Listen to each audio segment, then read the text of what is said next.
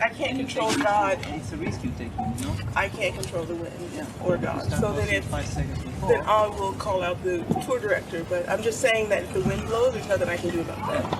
I can't control God. Talk to him.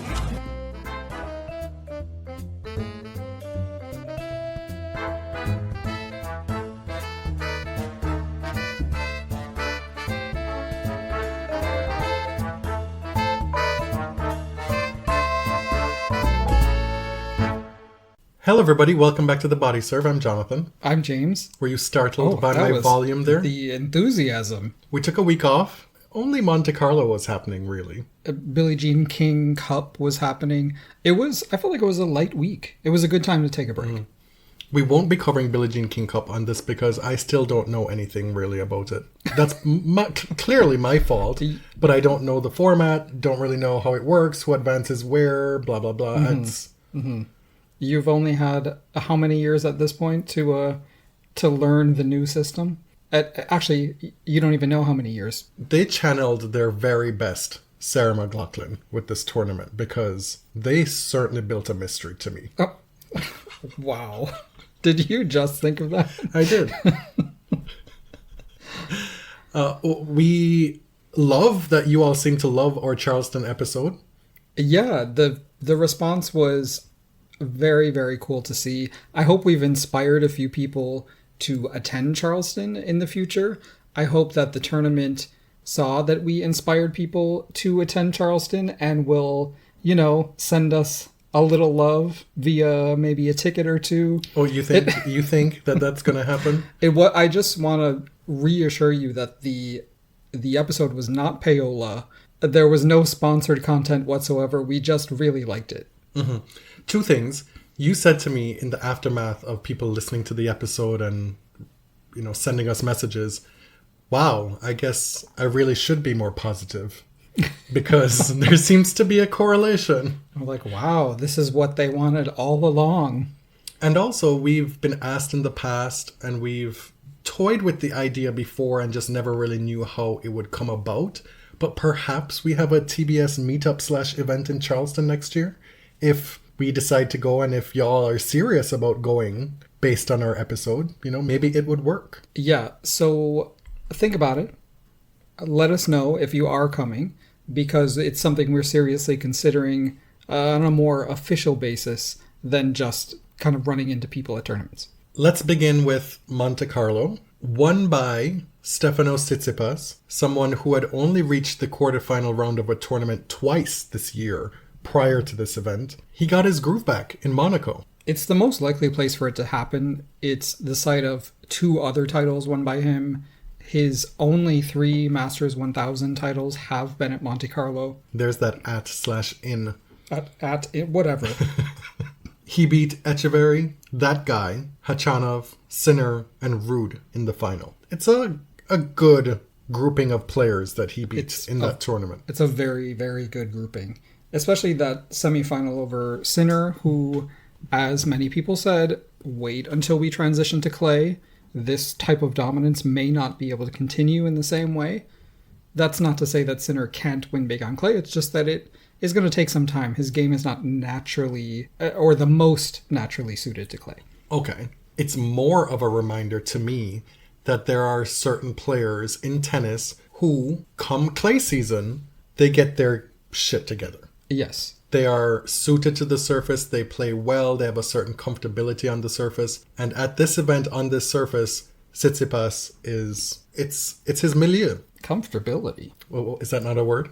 I mean, people say, I guess because... Is this one of those corporate words that you rail against? No. I would just say, why say comfortability when you could say comfort? It was the way the words formed in my head and came out my mouth. It's fine. I really don't care. Stefanos had, of course, recently fallen out of the top 10 after being number 3 for a little while last year. This was a good time for him to get his rhythm back. Also of note in Monte Carlo was Holger Rune, and not necessarily for his play on court, but as is typically the case these days, what he had to say off it. He made the quarterfinals in singles, in doubles as well, I believe. But he took great issue with the scheduling of the tournament Due to rain delays, he was forced to play 2 matches in one day, finished very late, and then had to return the next day to play Yannick Sinner in the quarterfinals. And it wasn't just that he had to play 2 matches.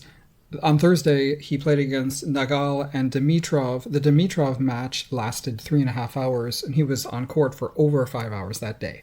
So then coming back at 1 o'clock the next day versus Sinner, he was clearly pissed off. He was triggered by the ATP Tour, by whoever's running their social media account. On Twitter, the ATP Tour said, "May the force be with you at Yannick Sinner at Rolex Masters." And that was captioning a video of Sinner beating Rune. That really set him off. He quote tweets it and says, "Meaning what, ATP Tour?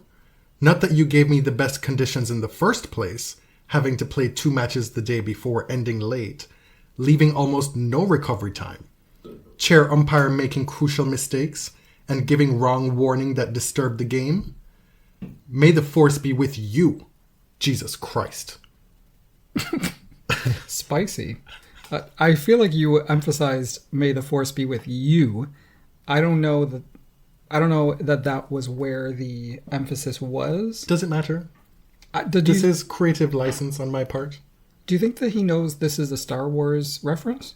I don't think he cares, but... Do you think any Gen Z knows 5% of the cultural references that we do? No, but I'm not even a Star Wars person. Sure, but I'm just even more reason why they wouldn't know. I don't know, maybe I don't. This is immaterial.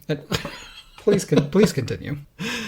Somebody responded to one of Holger's tweets and said, "Real champions don't cry like this. Lesson number 1. To which Holger replied, "Hi, if I want to cry, I cry. If I want to scream, I scream. That's me. And by the way, I never cry." This post was mainly mentioning that it's probably the shortest tournament I had in a long time in Europe, and still 3 matches. Very efficient. I'm going to say, he had me in the first half. I was hoping it was going somewhere else. I cry, because this is a bar, right? Like, he's setting up actual poetry here. And then he says, "But I never cry." And this is where he lost me, because, first of all, I feel that you have validated the point of that loser who just tweeted at you, saying real champions never cry, whatever. First of all, real champions cry all the time. All the time. Roger Federer. Constantly. In Australia, circa 2009. Oh, yes. I could never forget the yes. Real champions cry constantly, and they whine as well, Mr. MD. But Holger saying, "I never cry." It's like, okay, well, good for you, I guess. We've mentioned a few times that Holger signing with IMG has not doused the flame at all. And you're glad for it. I am glad you are living for this. He is the messy twink we always thought he was. Since he has broadened his messy horizons and shortened his shorts, you have never been as big a fan of Holger as you are right now. You continue to be drawn in by this vortex of mess. Because he is compelling. Now, the true test will be if he remains this messy at a tournament owned by his agency. Madrid is next, still owned by IMG. Will he continue? I would like to see it. That presupposes impulse control. And maybe this is why you are in league with him right now. Because your impulse control is often wanting. That's so interesting that's how you see me. I just find that interesting. I won't accept or refute it. Okay. This past week in Barcelona saw the return of Rafa Nadal. Previously, he had pulled out of Monte Carlo, unable to play there. And correct me if I'm wrong, but the way he talked about it then didn't give me the idea that he was just going to go to Barcelona and see if he could play there. It seemed to me at that point that he needed more time. But lo and behold, he shows up in Barcelona, gets through practice. We get news that, Rafa has a press conference tomorrow. And what in the hola todos is coming when you see that, right? Lo and behold, he's just letting everybody know that, hey, I'm going to play. He wins one match, opens against Flavio Cobolli, wins that 6-2, 6-3, and then loses his next match against Alex Duminor. A tough second round opponent for sure. Somebody who's playing really well this year. I was surprised to see Rafa in the tournament at all. I knew that he was in Barcelona, but it's close to home. He wants to practice. He wasn't too injured to practice. And I guess at this point, he knows he can't just roll up into Paris and hope for the best. He's going to need match play coming into it, but he also has to remain very conservative because this is the last shot. Mm-hmm. This is it.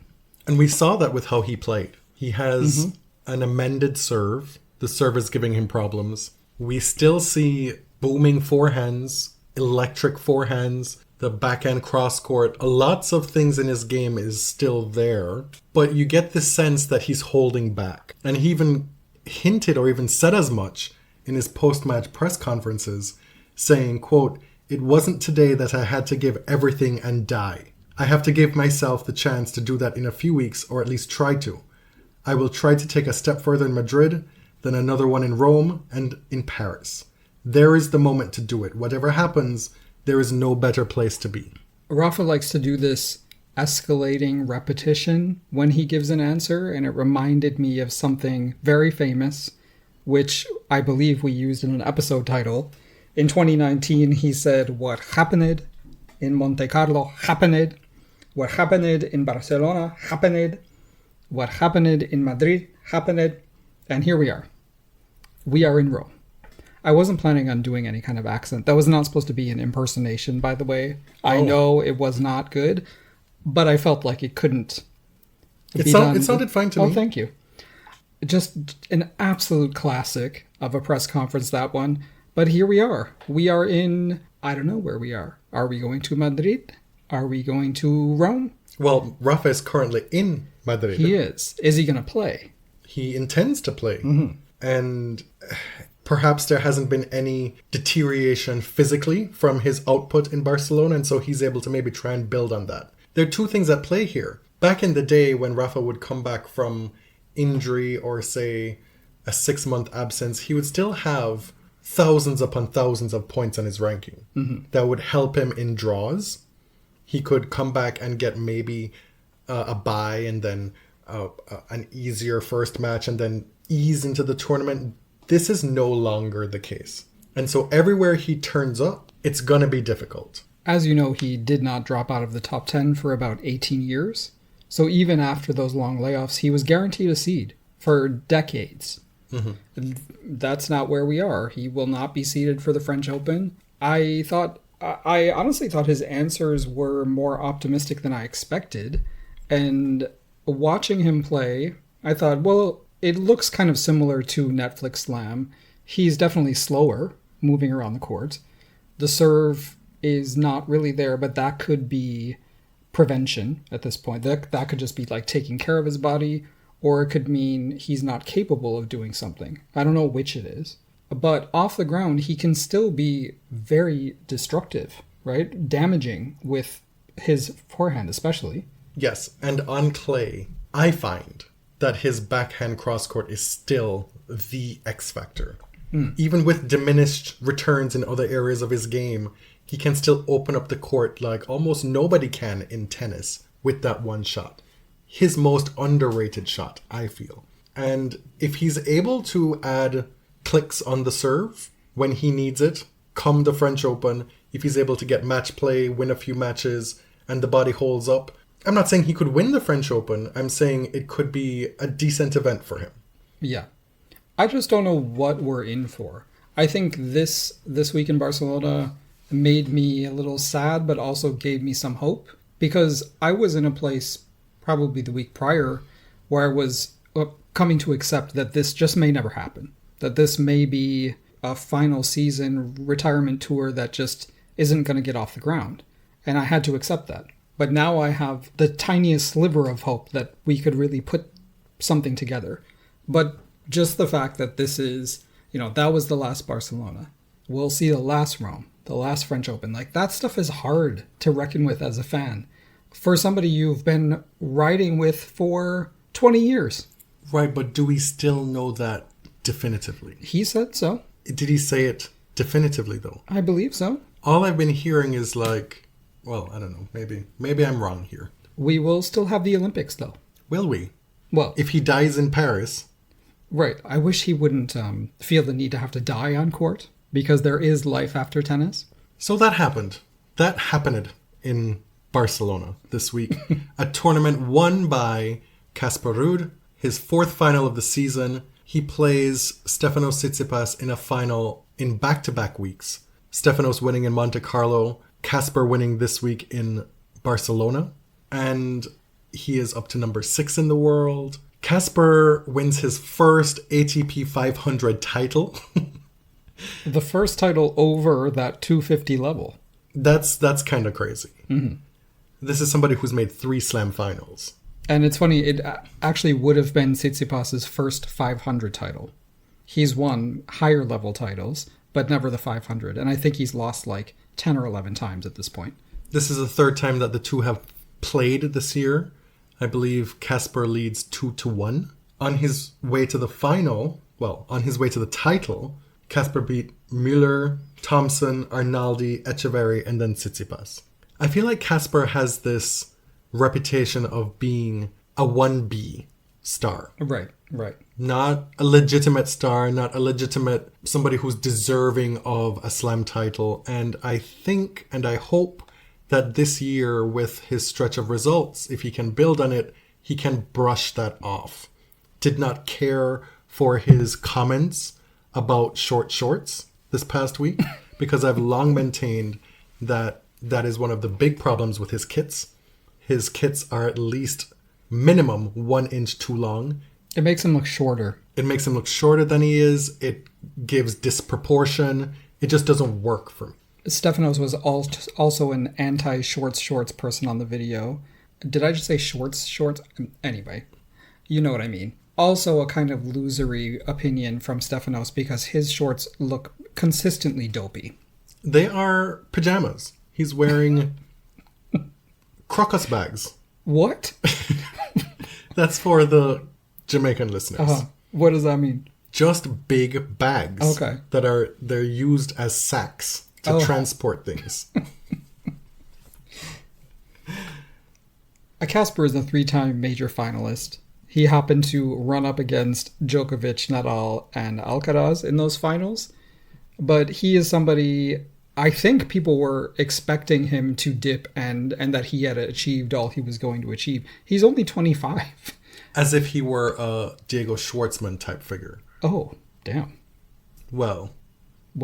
I mean, Casper has achieved way more on the slam level. Yes. But Diego made quarterfinals. He made deep runs. But Casper has been a top 10 player for quite a while now. He briefly dipped out of the top 10. I think he's here to stay for quite a while. In Munich, Jan-Lennard Struff wins the title, his first. At age 33, he had long been one of the best active players to not have won an ATP title, and he breaks that, beating Taylor Fritz. He, like Holger last week, had a packed day, but he got through it very quickly. He had to beat Felix Auger-Aliassime and Holger in the same day, beating Holger in 45 minutes. What happened there? I did not see that match, but the scoreline shocked me. Struff was the comeback player of the year last year on the ATP. He had been dealing with an injury the previous year, and he cut his ranking from 151 to 25 at the end of last year. Stuttgart is the first really prestigious clay title on the women's side in Europe. Save Charleston. In Europe. Yes. I was about to tell you to shut your mouth. Right. It's a strange tournament. It's this indoor clay, but they've, with the help of Porsche as their sponsor, have built up a lot of prestige around this tournament and have made it a legit part of that Euro clay swing. You've had the full gamut of tennis players winning that tournament. Ash Barty, Iga Swiatek, Petra Kvitova, Maria Sharapova. It tends to be the playground of the bigger hitters, where somebody who may not feel as accomplished on clay can have good results on the surface. Pliskova plays well there too. Right. Iga Swiatek had been riding a 10-match win streak there. She won the last 2 titles. And guess who she runs up against? Elena Rybakina, who, despite dealing with illness, has had the most match wins of everybody this year, has reached 5 finals, winning 3 of them, and has a win each against the number 1 and number 2 players. Is she gunning for that position that somebody seems to always occupy every year, where the player of the year conversation boils down to somebody who's won a couple big tournaments versus somebody who's had the consistent season? She's also showing that her baseline is still so high. Yeah. She's had a string of 3-set matches throughout the season where she's looked uneven, unsteady for large spells, but is still able to win these matches. And that is something that should scare the rest of the field. And with having beaten Iga all 3 times they played last year, was it? 3 or 4 times they played last 3 year? times. And now 1-1 in 2024, she is not afraid of the top dog in women's tennis. She is not afraid of anybody in women's tennis. In fact, she can beat anybody in women's tennis. And has. So if she were, I know we've said this many times on the podcast before, but if she were to ever truly enter into a sustained purple patch, watch out. I think what was impressive to me is that she has been able to recover from a few stumbles this season. It's only been 4 months. She wins Brisbane, beating Sabalenka in the final there quite decisively. Then has this Australian Open where she goes out early to Blinkova, right? It's Blinkova. Misses Indian Wells, where she was defending with an illness, comes back in Miami, plays these endless 3-set matches, gets outdone by Danielle Collins in the final, and here we are again, right? She continues to win finals despite these stumbles. Her opponent in the final, Marta Kostyuk, her last 3 tournaments, this past week in Stuttgart making the final. Previously, she made the semifinals in Indian Wells, and then the week prior to that, the final in San Diego, losing to Katie Boulter. This after making the quarterfinals at the Australian Open. This is somebody who is coming good on her talent in 2024, regardless of how you feel about her. How do I feel about her? Marta speaks her mind about everything, and good for her. Sloane Stephens. We saw her in Charleston. She won the doubles title. She loves clay, and look where she is. In Rouen, France, a 250, recently upgraded from 125, winning her first title in over 2 years. The 8th of her career. First title on red clay. That's always a qualifier, right? Her first title on clay, except for Charleston. She, of course, has a runner-up finish at Roland Garros. We know she loves this surface. Sloane has been pretty honest lately, talking about where her career is at and knowing that she probably doesn't have a ton of time left and that she wants to see some good signs, or it's like, well, what am I still doing out here? Well, this is a good sign. She was pleased as punch on social media after winning this tournament. And I love that she showed up in just a simple red and white kit. Red top, white bottom, looked great against the clay, and did the business. It was a throwback in every sense for me. Yeah. This tournament, despite being programmed against Stuttgart, had a really good field. We got Pavlyuchenkova, Garcia, Yuan Yue, Kalinina, Andreeva, and then Sloane had to beat Peyton Stearns, Pliskova, Yuan, Garcia, Lynette to win this title. That is a good... Yeah, that's a good week. Good week. This, of course, following her doubles title in Charleston. So back-to-back tournaments, she's lifted a trophy. She, the American women are making this Olympic bid a real fight. Did you know that there was a Tiriac Open? I do now. The old Tiriac Open, the Madrid Masters, when he used to own it. Well, the current Tiriac Open is a clay 250 held in Bucharest, Romania. Martin Fucsovics is the winner, beating Mariano Navone, who we mentioned a few episodes ago after Rio, because in Rio he had earned the first ATP level wins of his career and now has 2 finals in the 2024 season already. That's all I really have to say about the Jan Tiriac Open. We'll be moving into Madrid shortly, which he used to own. Wow. Do you remember last year? Wait. The favored daughter of this tournament will not be in attendance because she is injured.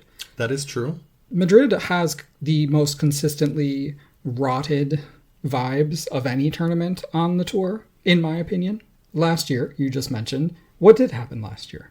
Last year was Cakegate, where Carlos Alcaraz was given a 17-tier cake that had to be carried out by horses to center court for his birthday. Think Aladdin, like Prince Ali. And world number 2 Arina Sabalenka was given a Duncan Hines yellow cake in the locker room. It was actually an Oreo. And it elicited responses from quite a few folks within tennis, not least of which Victoria Azarenka, who said, well, this checks out. This makes sense from this tournament. She, of course, goes on to make the final in doubles. She won, right? I think she won. Yes, with Harad Maya. And shockingly, nobody was allowed to speak in that final afterward. There was no speeches. No speeches. The women were literally silenced by Feliciano Lopez and that tournament. And I know some folks will say, well, what really is the role of the tournament director? It's just a figurehead. I don't care. You don't get to be the figurehead just for the good stuff. And in that case, if a TD's role is mostly player-facing, then you really fumbled. Because the players were literally talking shit about your tournament during it. And when you are on social media, laughing in their faces while this is actively going on. During and after. Yeah. So this tournament is a dumpster fire of sexism and misogyny for decades. And the departure of Tiriac when he sold this tournament to IMG has not changed that. Previously, you could say, well, I guess it's, what do we expect? It's Jan Tiriac. This is what he's done in tennis for all these years. But no. It is in the fabric of this event. It turns out it's baked in. We have a few tennis et ceteras to get into before we finish with a few pop culture et ceteras. Mikael Ymer. All of a sudden, he tweets saying, retirement was boring. See you in 8 months. Speaking of Messi, that's not surprising. It's only 18 months and he's young. He was just mad. He was big mad when he was given a suspension because of whereabouts violations with anti-doping control. And now he's planning to come back to tennis. Who is not planning to come back to tennis is Garbiñe Muguruza, who yesterday announced her retirement from tennis at 30 years old. This won't come as a huge surprise. She hasn't played a match since January of 2023, and she said she was taking an indefinite break from the sport, has been seemingly living her best life, enjoying it. But it's still surprising to see a player so young and who had so much success just call it a day. Her career was always pretty up and down. She had big wins over very important people, a Hall of Fame career no doubt, winning 2 slams, both of them in finals over Williams sisters. Nobody's ever done that. John Wertheim tweeted about, this is a Hall of Fame career, and people in the comments are like, is it?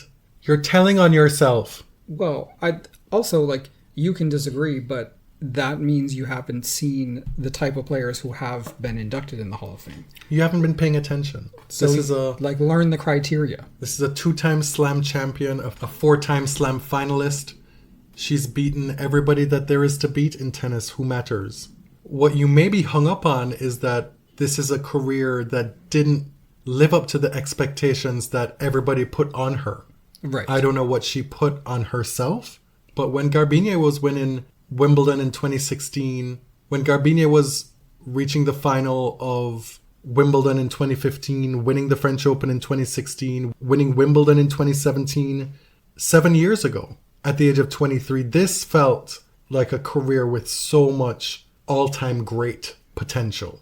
And then she went through the doldrums, came back to make the final in 2020 in Australia, losing to Kenin. Even then, she comes back and wins Guadalajara, wins the WTA championships. She had such high highs in her career to go with the lows. It was a roller coaster. She was a player whose game you would watch when it's unsung and think, how in the world is this woman not a 6-7 time slam champion? Why does she have such few WTA title wins? She won, I say only, but she won only 10 WTA titles. Mm-hmm. 2 of those were slams. 1 of those was the WTA finals. 1 was Cincinnati. When she was bad, she was historically bad.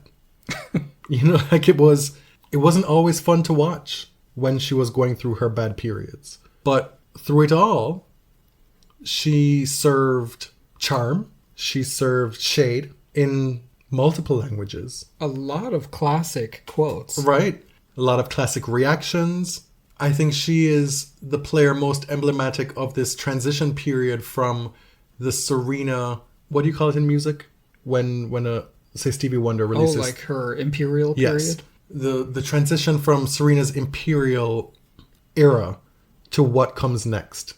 She was seen as one of the players to bridge that gap, one of the next ones. And it may turn out that we just may never get that again. And big surprise that we may not. Because it is absurd what Serena Williams did in her career.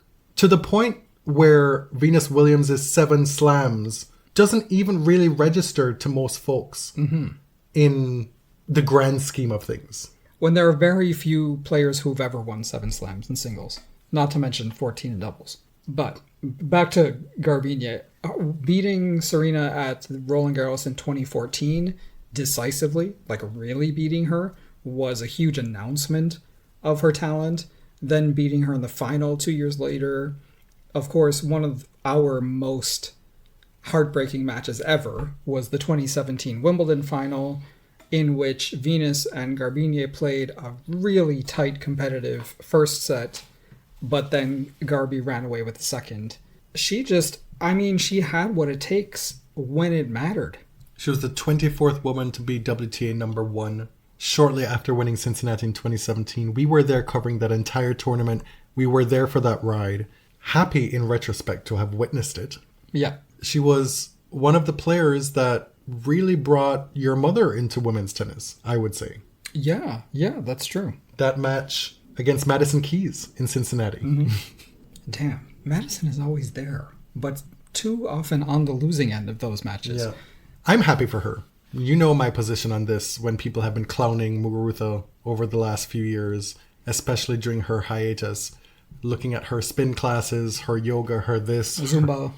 all the dancing videos, all the things that she's doing off the tennis court, but not doing what she should be doing. This is what she should be doing. Right. She's a very rich woman. And if like Mariah Osaka, it's no longer a journey that you're ultimately enjoying, live your life. While we were in Charleston, the WTA announced finally that they will be partnering with the Saudis for their year-end championships. This was the worst kept secret in tennis. Everybody knew that this announcement was coming. They'll be in Riyadh, Saudi Arabia for a 3-year deal to hold the year-end championships, offering a record prize money of $15.25 million, which is currently higher than the men's. So I expect the men will increase that in like tutus. If history is any indicator, because the last time the women offered higher year-end prize money in Shenzhen, it was like the day after. Yeah. The ATP was like, well, here, look at us, guys. We've increased ours by like 2% just to be higher. It was like The Price is Right. Yeah. 1001. Oh, that made me so mad. Anyway, the Saudi Tennis Federation is currently led by a woman named Arij Mutabagani. She's the first woman to ever lead a Saudi sports federation. One of the big questions was, what will it be like for players who are LGBTQ? Will they be safe coming to this country? And of course, the figurehead of that debate, the person that people point to, is Dasha Kasatkina. Right, because I don't know where all the lesbians went, but there are not that many lesbians at the top of women's tennis anymore. Out lesbians. There was a time, yeah, as you know. And as we know from being on the ground in Charleston, Dasha is very unapologetically queer. Yes, with her partner. Yes. Natalia's always there. They show affection publicly. Vlogging all over the place. And I guess by default, then she becomes the person that people point to. Is that fair to her? This is one of the things legitimately that people point to when they say, well, why don't we have an openly gay men's player? Well, we have one on the WTA tour, and these are the quote-unquote burdens that she has to now deal with by default. It's not a small matter that somebody should then become the de facto champion crusader because they're the only one. Or victim, right, of this choice to go to Saudi Arabia. Exactly. Right? Because of who they are and because of deciding to live out in the open, they now have to deal with so much more on a day-to-day basis than other players. And we take it for granted that, oh my God, this is so amazing. We love this. We love seeing Natasha. We love seeing Dasha. It's so great. It's so heartwarming. But there's so much more involved than we will ever know. Also, Dasha might not even qualify for the finals.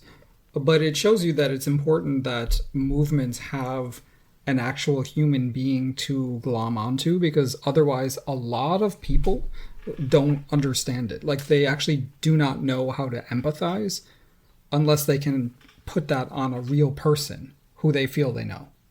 You know, otherwise it's like, oh, okay, whatever, gays and lesbians aren't safe there. What does that mean? And they don't know what it means until it affects somebody they know or think they know. Right. And so you say we have guarantees that Dasha and Natasha will be able to stay together in the same room. They won't be discriminated against. But on a week-to-week basis, when I show up to a tournament as Dasha, I'm relied upon to create content. My partner is welcomed in those spaces. My partner is part of the story of women's tennis, celebrated even. We saw that no two ways about it in Charleston. Mm-hmm. So then do I qualify for the year-end championships, the big celebration event of the year? And fine, she can come, but she won't be part of the promo stuff. She won't be able to go to the gala. She won't be able to do this. I can't kiss her in public. But you can stay together in the same room. For me, that's a non-starter, right? When we're thinking about places to vacation, we're going places where we feel safe. Mm. I'm not making this like a tourism thing, right? But I would never consider going somewhere where I wasn't going to be safe. Right, but your point is that it's an absolute consideration for queer people all over the world with traveling, whether it's for work, mm-hmm. whether it's for vacation. The countries that you step foot in as a queer person, we make very pointed choices about where we go. And I'm also not going to a place to purposely violate their laws and put myself in jeopardy because I'm an American and I think I have that right. I'm just not going to go. Which is to say, it's far more complicated than just giving this little brush off answer. Like, we have assurances. There's so much more within that. There's been so much discourse about this, and so much of this is clouded by geopolitical biases. I saw Wertheim said that, last year, Evert and Navratilova had the moral courage to speak up against this. Guys, like, speaking out against Islamic states from the West is not courageous. It is not. It's normal, right? That perplexed me. Aiding and abetting the subjugation and oppression of your fellow queer people in your own country, that is cowardice. So don't come. Oh yeah, but don't come to me with but this is courageous. They're not part of the same community. I'm not giving any credence to that. I'm just saying this is why. Miss me with all of that. Mm-hmm. Anyway, this week in Madrid, there's going to be meetings all week about the proposed changes to tennis, which include the proposal from the Saudi Public Investment Fund, the competing bid from the Slams, which is that premier tour. There are going to be meetings with both tours, boards of director meetings toward the end of the week. Will we have any big decisions that come from this week? Maybe, maybe not. But things are moving along. Terrible news for Storm Hunter. Previously, she had ascended to world number 1 in doubles. She's been playing well this year. She ruptured her Achilles in practice and has already undergone surgery. Will be out 4 to 6 months. She's currently the world number 3 in doubles, semi-finalist in Australia, Indian Wells runner-up, and the winner in Dubai. That's rough. Mm-hmm. Challengers is coming out soon, this Thursday, actually. Luca Guadagnino is the director of Call Me By Your Name. Whatever happens, it will have odd psychosexual themes. That's guaranteed. That's what you're leading with? It's a tennis movie, by the way. That's the headline. It stars Zendaya, Josh O'Connor, and some other white dude. Mike Feist from West Side Story. Two weird-looking white dudes. That's all I know. Josh O'Connor played Prince Charles on The Crown and was in God's Own Country. It's gotten great reviews to start. Yes. I haven't seen one bad review about it to date. And that we are given a tennis film that is legitimate, it feels like a big win, regardless. Because we don't get this very often. We were just watching Elsbeth last night, the spin-off of The Good Wife to then The Good Fight, and now Elsbeth has her own show, Elsbeth Tassioni. And, I mean, I don't love it, to be honest. It's a bit too formulaic for me. Jessica Fletcher did it way better back in the day. So we'll have to see how that plays out. But on one of the episodes, the last one we watched, it was a tennis episode. The murder happened in the world of tennis. Somebody who had retired was coming back to the sport, and this other guy was not too pleased about it. And so his daddy went and inadvertently murdered him. And guess who guest starred on that show? A tennis commentator who, as it turns out, could not play a tennis commentator on TV because it was horrendous. Wow. Patrick McEnroe. Why did I say that? What's the... Oh, yes. We deserve good things in tennis from film and TV. And so I'm glad that this is happening. As for Zendaya, the looks that she's been serving. Law Roach, her stylist, is currently only working with Zendaya.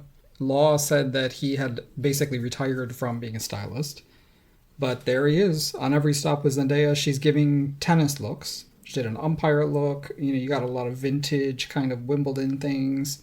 She is the preeminent movie star of the day. Oh, the day. When it comes to serving looks. Yes, but this is really her first time that she is leading a big film, right? She's been famous for a long time. Sure, I'm just saying that she has been that girl on the red carpet for a long time now. So if that is your one client, that is the one to have. So some journalists, of course, have had the chance to see this. Some went to the premiere. I am jealous. I'm not afraid to admit that. We will have our thoughts on Challengers as soon as we can possibly see this movie. You've said privately and publicly, I believe, on this show that one of your life goals was to appear on Dasha's vlog. And as it turns out, inadvertently, you did. Now I have. You have. Officially. We just I finished dare you watching. to find it. We just finished watching Dasha's Charleston episode, and at the sushi event, you were there for all of it. I came toward the end, and we're watching it, and you're like, "Where am I? Where am I?" I'm like, "Well, you must be there based on the angle. It's just a Where's Waldo thing." And eventually I'm like, stop. There you are. You're like, where? I can't see it. Where am I? And then so I had to get up and physically point at the TV screen to show you where you were. It's like the Zapruder film. I am actually in it somewhere. If you want to go try and find him, Please the one don't. hint Please don't. is that he's seated. And I will remind you that it was an accident that I was even there. I was just chilling and having lunch, and they show up for this event. Sure. That concludes the tennis et ceteras. Now we're going to do a couple pop culture et ceteras. You call it that, but this is Cowboy Carter. It's not an et cetera. Well, because you have no desire to speak about the two things I want to speak about. Okay. Some of y'all have been wanting us to talk about Cowboy Carter. We're going to do that. Before then, Keith Lee, TikTok food critic, showed up in Toronto and went to all these places and gave his reviews. And by and large, the Toronto scene for him was amazing, which quelle surprise. He was smart to go to Scarborough, to go to Weston for Bahamian food. You know, not just look for downtown stuff. Not on King Street. Exactly. My first introduction to this dude was when there was some big kerfuffle on Twitter about him calling out this restaurant and the treatment. In Atlanta, right? Yeah. And it went on for a while. And he hasn't penetrated my algorithm on TikTok, so I haven't been getting his videos. But since he was in Toronto, I was legitimately interested to see what he was going to say and where he went. Now, he went to this Caribbean restaurant and got a bunch of stuff. And when I tell you my disbelief that this Black American could roll up to Toronto, go to a Jamaican restaurant, and then say, oh, you know, this is pretty good. I've never had goat before, but it's all right. That immediately discredited everything for me. I will never listen to anything this man has to say again, ever. Because he had never had goat before. Never. It was almost as if he'd never even conceived of the notion that one could have goat, let alone curry it. I am surprised, though, because it's common also in Indian food. It's not a Jamaican thing. Yeah. It's other Caribbean cultures. It's other cultures globally. So many people eat goat. It's not crazy, which is fine. Not everybody has to have eaten everything, but you've been at this game for a while now, and I'm supposed to be listening to your perspective as like something. You know, it just really, it pissed me off. I'm not even going to lie. It pissed me off. And I know you're sitting there like, this is not a big deal. Why is it even on the podcast? But I was disgusted. Mm-hmm. I actually felt bad for the restaurant because he doesn't announce himself, right? And a lot of people don't know who he is. He's trying to get an authentic experience as a customer, which is cool. Like, is great. You know, he's not getting his meals paid for and stuff. I know he normally sends somebody else in, like his family, so he doesn't get recognized. But I think he said he went in to these places. But anyway, the young woman who was working there said she was hungover, and it just wasn't like the most amazing customer service experience, which, hello. I know this is a common joke on social media, but have you ever been to a Jamaican restaurant? It's a different approach to customer service. If there are 20 things on the menu, you are lucky if 7 are available. And so if you're going for authentic, you got it. And the nerve to then put this woman's job in jeopardy. Let's be real. Yeah. But you're telling me you don't know who you are and what your reach is, that this is not going to come back to this worker? Like, this is a minimum wage worker whose job you've just endangered. Mm-hmm. And for what? It was not necessary to the experience. And so I think when you get this level of fame, you have a lot of power, right? Restaurants are begging you to come to their places. So many restaurants are struggling. And he typically goes to smaller businesses, like family-run places. They need this kind of exposure. You know, like profit margins are so tiny. And so I just, that comes with a lot of responsibility. And it makes me feel bad that this restaurant got like a so-so review from him. Then again, like he went to Old Nassau, which is a Bahamian place on the West End, and they've gotten this huge bump and the owner is very grateful. He went to this Black-owned pizzeria downtown, left them a $3,000 tip. And what they did with it was give out free food all day. Like, he does a lot of good stuff, right? Yeah. I don't follow him because I don't like watching people eat. That's just a personal thing for me. Do you know how many times okay, my ears are assaulted because we could be watching TV and somebody's chewing on chips, somebody's breathing too loud on the TV, somebody is sniffing. Just the other day, Jimmy Butler was sniffing something on TV. No, we were watching the NBA game, and then there's this commercial, and Jimmy Butler and somebody else are, for 30 seconds in a row, like sniffing some tea or something. And it's supposed to be annoying. I understand that's like a marketing strategy. You know those car commercials where they're screaming? They're screaming at you? Like, that's a strategy too. But you have no chill. Like, you go from 0 to 2,000 so quickly. Like, you start screaming. Like, oh my God, stop it. Like, you frantically look for the remote. It just envelops me. I know other people feel this. It's called something. It has a name. I'm sure other people feel it, and I understand it. I'm just saying your reaction to it, which I have to deal with, is a lot. But I can't explain to you what it makes me feel like. You know, when you're watching a commercial and somebody chomps really, really hard on a chip, and then it keeps happening, I understand why people kill. Oh my God. In that moment. Oh, I'm so sorry. I'm supposed to say unalive. I think we need to move on. That wasn't the problem with that. I think we need to move on to Mariah Carey in Las Vegas. She is doing a residency celebrating the 20th anniversary of the emancipation of Mimi, her big comeback, Don't Call It a Comeback album. And I am just floored by the looks, the vocals, the performances, her happiness on stage. It is such a departure from what we've seen in the last couple of years. And in taking it in, I was so pleased and just watching every video I could find. And I made the mistake of going to the comments thinking that this is a universally celebrated moment, only to find the trolls and the fans of has-beens who are telling lies. They're telling lies. Saying the whole thing is lipped. That only 5% of the show is live, which made me feel so gaslit. Because I tell people I could teach a university level course on Mariah Carey and her career and so many different. I could teach a degree. There could be like 30 classes on this, right? And so for me to be watching these videos and sure, she sings with a backing track, who doesn't? But to then say it's 5% live and then to be questioning my reality, I was so resentful because it then cut into my enjoyment of the moment which I'd been waiting for such a long time. Never really thinking that I could experience this again where she's in such great vocal shape and personal happiness. They're tethered together for her. And it really just highlighted for me how deeply seedy and nasty the internet is. It's just not a good place to exist if you're looking for joy.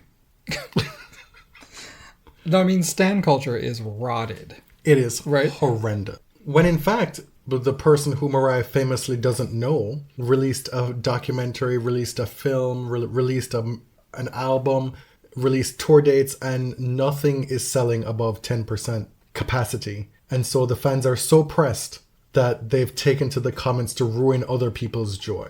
It's a combination of delusion and dark-sidedness in such great concentration that it is hard to believe. If you think the whole thing is lipped, you must think she has like 5 different recordings of the same song to cycle through and then mime every night. Because first of all, the performances change, and Mariah is not that good at lip syncing. She's one of the worst lip syncers in the history of the world.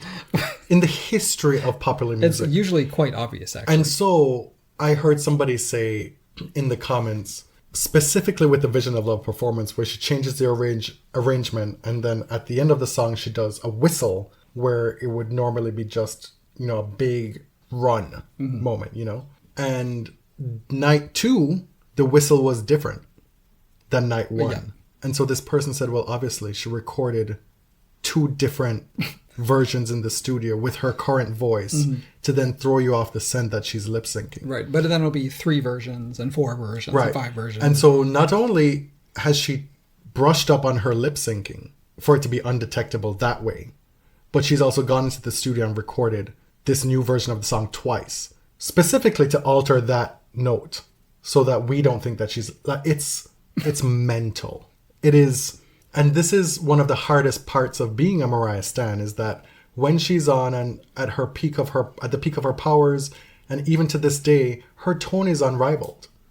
Her tone is one that is difficult to understand, to be real. And I think that's where a lot of it stems from. Like when she's able to still hit notes like she did prior, or sing in a tone like she did when she was 22 years old, people cannot fathom that it's real. But also, I don't care if she can still belt an F or a G. Like, it's not realistic to still expect that. She does different things. And also, the new arrangements are interesting. Yeah. Which is way more than you can say for those who wish that they were born in the 1830s, just without the racism and the misogyny. I think it's a good segue. You have not left me a lot of time. We're supposed to do like a whole album review of Cowboy Carter. I only did like 5 minutes. Okay. But, well, who knows how long this episode will be. We don't actually have a time slot, so we can talk as long as we want to. Cowboy Carter, Act 2 of the Renaissance Cycle, was released on Good Friday. We purposely have taken a long time before kind of saying anything about it. The Friday that it came out, you and I sat here on the couch and turned on Spotify and streamed the whole album. Your attention span was struggling that night. Right. Well, because I wanted to keep stopping it, first of all, like starting and stopping. And the album is long. I did not know. I don't look at track lists before. I don't really care. Like, I turn on the album, I was like, damn, 27 tracks. But they're not all songs. Right. There's interludes, there's Willie Nelson, there's Dolly P. The album is an experience. And the experience of listening to it for the first time is something that I will never forget. But being able to sit with it and digest it over the past month or so has been super important because it's even grown my appreciation of what this is. I remember in February at the Super Bowl, it was becoming evident what Renaissance really was. Like the immensity of what Renaissance was supposed to mean or the meaning that we were putting into it. And I just got like overwhelmed. Like, I can't believe she's doing this. Like, this is crazy. You know, this is a country album or whatever. And it turns out it's so much more than a country album. I think that was a little bit confusing. I think you're thinking of Renaissance Acts 1, 2, and 3 as Renaissance. Okay, as like the name of the whole cycle. Yep, so what you're saying is that it became clear that Act 2, what we came to know as Cowboy Carter, would be significant. Yes, and I think what we were starting to understand about whatever she meant by Acts 1, 2, 3 was starting to become like, oh, so this is actually a career-defining work. And it has an overarching goal or purpose, or at least a theme, to sort of decolonize a lot of genres that were once originated by Black people and now are not associated with Black people. Not associated, or would you say co-opted? Sure. Pilfered. Appropriated. Even. Yeah. And the thing that I think we've lost sight of with cultural studies is like, appropriation isn't just kind of pretending and putting on a different culture. There's a political, economic part of appropriation. There's a sinister element to it because Yes. It's not just dabbling. It's economically benefiting from, and when it no longer suits your benefit, then you dip. There's a disenfranchisement aspect Yeah. of it, that it's not just the right wing likes to talk about virtue signaling and wokeness and all this stuff, but there's an actual cost to appropriation. And Beyonce, with Cowboy Carter, has expanded this idea even further and is talking about the cost of building a country, right? There's so many references to the history of this country, to a pretty house that we never settled in. Right after we were in Charleston. Right after we were in Charleston. So there is like the very literal reading of that line, this beautiful house that we built, that we didn't get to live in. And of course, there's this country that they built and do not see the political, cultural, or economic gains from. Whole lot of red in that white and blue. Right? And so there's a political meaning to Cowboy Carter, but even though the music is very dense and thematic, it is so listenable. And it's, to me, has gotten more pleasurable the more times I've heard it. It's the most I've ever enjoyed Beyonce's voice. And I don't say this to be inflammatory. I'm very much a new convert to being a Beyonce stan. Right. And that I've always liked her music. But even to this day, when I think of the vocalists who move me, she's not even in my top 10. And I don't mean that as a negative to Beyonce. It's just what it is, you know, like the way Mariah's voice moves me, Aretha's did, Whitney's did. I don't have that same relationship, right? And so my coming of age with Beyonce in terms of really coming on board started with Lemonade, truly. Right. Like, I'd always been a fan. I never disliked Beyonce, but I became a fan with Lemonade. I started to find her work interesting. That's the thing that I find most interesting about Beyonce, especially in her 30s onward, like what she's done with her output. It's crazy. Mm-hmm. The Lemonade to Renaissance to Cowboy Carter path, that trajectory, who matches that? Stevie Wonder? Right. That's where we are now, right? So let's first talk about the voice. I said when we talked about Renaissance that I had never heard her sound this good on a record. We got to see her in person, and yeah, she was singing the vast majority of the show live, despite what you may think. Everybody uses playback, but we got Beyonce opening for Beyonce, right? We got Beyonce singing some ballads right at the beginning of Renaissance before it became like a ballroom thing.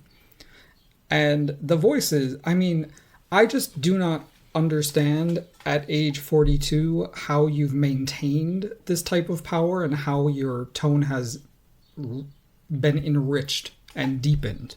It's the same, not to make it white, but it's the same with Kelly Clarkson. We have the same conversations about these two women. I don't understand how her voice has gotten better. On this album, I think you hear colors of Beyonce's voice that we haven't really heard before. Like, we know she has power. We know that she is agile and can do melisma. But, I mean, the way she uses her voice on Bodyguard, when she says, honey, honey, the way she's using her voice on Ya Ya or American Requiem, like, and then, of course, the bel canto on Daughter, when she goes into an Italian art song. I just don't think we've ever heard her use her voice and her registers so disparately, like in such a wide-ranging way.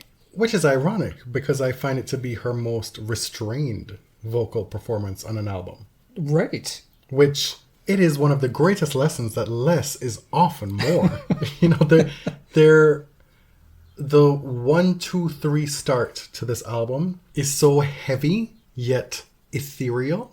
There's an airiness to her vocals. When she sings the words American Requiem, she's never sounded better to me. That is one of the most sonically pleasing things I've ever heard in my life. But it is still within the context of a song that is culturally very heavy. Mm-hmm. And so you have this dichotomy of beautiful, airy vocals with really heavy subject matter that's rooted in the history of the United States. Having American Requiem start the album and Amen ending it, and they're both sonically very similar, is obviously like setting the tone thematically. So we understand what this album is about. The move toward live instruments and kind of imperfect vocal production is really effective. And I don't know if it's just because, well, this genre demanded it, but I think it's a really good musical choice because so much of musical production these days, and Beyonce's own production, is too perfect sometimes. Yes, right? Like another one of my critiques of Beyonce over the years. The vocal production is pristine, it's skillful, but like everything lines up perfectly, right? You can make these things in digital recording that you can't do in the analog era. And sometimes it's cool to break out of that. So American Requiem, when you talked about them singing that final chorus, there's Beyonce, there's a number of other singers. They have different vibratos. They're cutting off at different times. It sounds real. Like it sounds like they're a chorus recording live in a studio. And that's what I appreciated throughout the album. Through Bodyguard, for example. Raphael Sadiq wrote a lot of the music on the album. He played every instrument except the drums on Bodyguard. And his bass, like bouncing along the beat and propelling that song, is one of the highlights of the song. And the song is one of the highlights of the album. So I really love to hear that move toward live instruments. Rhiannon Giddens playing the banjo. American Requiem into Blackbird, which we now know, we don't need to tell you what the meaning of that song is originally or why it's on this album. But you get a very stripped down vocal performance from Beyonce on that. Mm-hmm. It is so simple and effective. And then that goes into 16 Carriages, which purportedly documents her loss of childhood in support of her family. And then it moves into kind of taking time away from her family to build legacy, which really the past decade of her career has been eschewing the commercial success. I don't really think she cares if she gets number one singles. Starting with the self-titled in 2013 was this move toward, now I'm building a body of work that I want to remain, like after I'm done doing this. And that's part of what 16 Carriages is about, like putting all of this into building legacy. And is it worth it? I know you told me that you didn't necessarily see it or hear it, but the lashes, you know, like when you... Yes. When you, like, what is that word? The actual Yeah, thing like that used to hit the whip horses. crack, like Yeah. the reins or whatever. Yeah, the reins for the horses. That conjured something more for me. Something more sinister. Something more sinister. Which I don't know if that's the case, and if it is or if it's not, maybe it's up for interpretation, but that added to the heaviness of the first 3 tracks for me. And even I if don't it's- think I need to spell that out. even if it's not intentional, it is a part of the theme of this album, right? You wouldn't be totally off base for thinking that. And it's not dissimilar from... people think of this as Renaissance to Cowboy Carter to whatever Act 3 is, but the roots of this come from Lemonade as well. Mm-hmm. That scene with Beyonce in her hat outside the Great House. Right? In formation. Yes. Thematically, I see a correlation between that and 16 Carriages. I see traces throughout the work, that this didn't just originate here. And Beyonce was not always a political performer. We sort of take that for granted now, but when Beyonce appeared in front of the word feminist back in, I think, 2013, that was not something to be taken for granted because she normally was not overtly political in her work. Right, and she has become that way since. But during Lemonade, we saw Beyonce on top of a police car that was flooding in New Orleans. Like, this was very clear allusions to Katrina, to the inequality that let that happen to Black people in New Orleans. And now she's using genre as a way to explore American history through the eyes of Black people. Genres, a fun little thing. Right. And so when Linda Martell says genres, it moves the album from, okay, this is Beyonce's country album, to this is Beyonce's Beyonceist album. This is Beyonce's American album. This is Beyonce singing an album entitled Music, parentheses, Beyonce's version. Right? Because we're going to hear an interpolation of the Beach Boys. We're going to hear homages to Chitlin Circuit, to the Ike and Tina Turner Review. Which we never talked about, that Chitlin Circuit WTA poster. I didn't like it.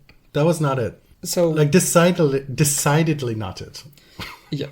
Anyway, So Beyonce put out a poster in the style of a Chitlin Circuit poster. And for those of you who don't know, the Chitlin Circuit was a circuit of venues, mostly in the South, where Black performers played. And so many... where they could make money safely. Exactly. So white people weren't part of this.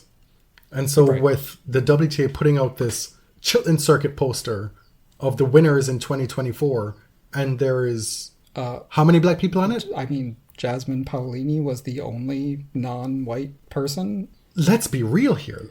Can we be for real? I understand that you are picturing the winners, but you didn't have to do this at all. No. So I know this is not my white business, but for me it was like, oh. It was a cute visual, but you clearly are bereft of any cultural understanding.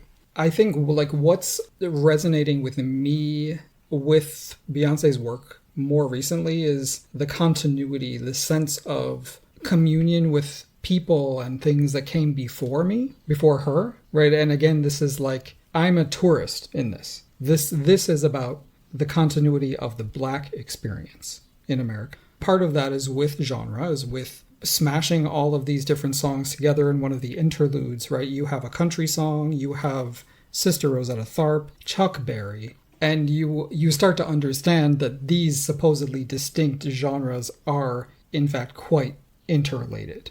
Country, gospel, R&B, rock are all of a part, and all of those were either completely authored by Black people or in part. The song Protector is one that like I can't really listen to without crying because it's so moving. But it's not only about her child, it's not only about Rumi, it's about this connection to people who came before. This line, there's a long line of hands carrying your name, lifting you up so you will be raised. This connection to her own lineage, these references to Alabama and Louisiana, and just the idea that a history that was intentionally stolen and erased is being claimed again is so powerful. Claimed, but also still demeaned. Right. The way, I don't know, it's just not a game. It's not a game. What Beyonce is doing now is not a game. It's not just a pop game where you can payola the radio and say, well, I have this many chart successes and so I am better. She's beyond that. She's moved beyond that. When people want to be dichotomous and compare her to, say, Taylor Swift and try and debate the merits of it. They're not playing the same game. And that doesn't make Taylor's work bad, despite what I feel about it. It doesn't make Beyonce's necessarily good. You know, it's not the same thing. And what I've respected is that, as you said, Beyonce has taken herself out of that game. She don't care. Right. She's doing what she wants to do. All other things be damned. And you can listen to us talk about what this album is, what we think it is, and you can listen to 5 other people talk about it, and they come to you with totally different things, different interpretations. This is what great art is. Mm-hmm. And I honestly welcome the critique too.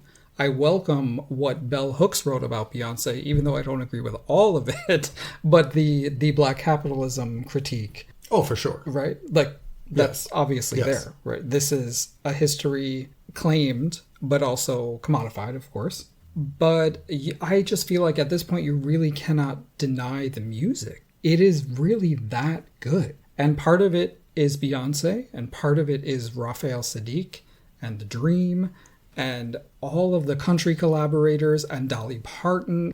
But at this point, like, the music is important, it's listenable, it's fun. At 42, this 25 years after being a star, like, you're still producing on this level. You're shifting culture on this level. Nobody does that. Okay. I mean, I struggle with that part of it.